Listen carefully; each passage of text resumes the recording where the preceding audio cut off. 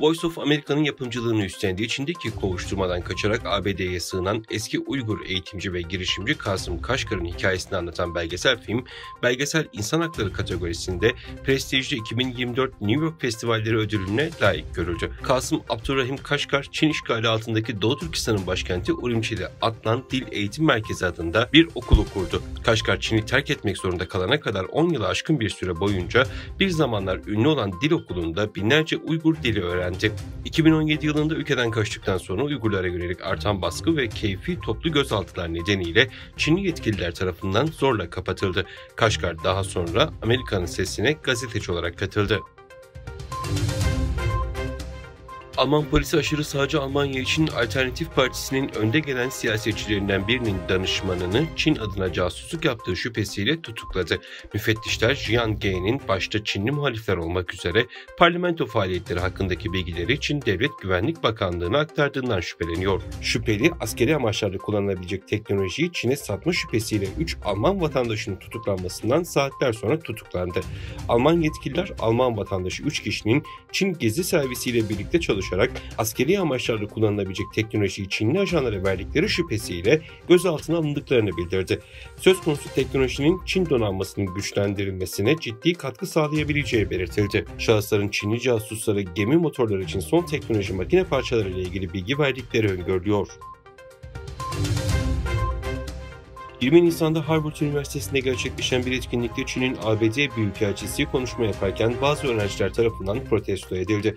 Üniversitenin Tayvanlı ve Tibetli öğrencileri Büyükelçinin konuşması sırasında bağırarak Çin'in Doğu Türkistan, Tibet ve Hong Kong'daki insan hakları ihlallerini protesto ettiler. The Harvard Crimson gazetesinin raporuna göre bu protestolar Büyükelçinin konuşmasını kesintiye uğratıp konferans salonunda kısa süreli bir kargaşa yaşanmasına neden oldu. İngiltere'de 2 kişi düşman için yararlı olabilecek bilgiler sağlamak ve Çin adına casusluk yapmakla suçlandı. Londra Metropolitan Polis Teşkilatı'ndan yapılan açıklamaya göre 32 yaşındaki Christopher Berry ile 29 yaşındaki Christopher Cash'e resmi sırlar yasası kapsamında Çin adına casusluk suçlaması yöneltildi. Bu kişiler yabancı devlete makale, not, belge ya da bilgi vermekle suçlandı ve söz konusu olay çok ciddi iddialara ilişkin son derece karmaşık soruşturma olarak nitelendirildi. Çin'in Guangdong eyaletinde bir kargo gemisinin köprüye çarpıp batması sonucu 4 kişi kayboldu. Kaybolan mürettebat için arama kurtarma çalışması başlatıldı. Çin'de Fujian eyaletinden yola çıkan 4900 ton çelik taşıyan bir gemi Guangdong eyaletinin Fason şehrinde yerel saatte 21:20 sıralarında Zhujiang Köprüsü'nün ayağına çarptı. Yerel yetkililer tarafından yapılan açıklamada 11 mürettebatın bulunduğu geminin ambarının kaza sonrası su almaya başladığı ve 23:40 sıralarında battığı belirtildi.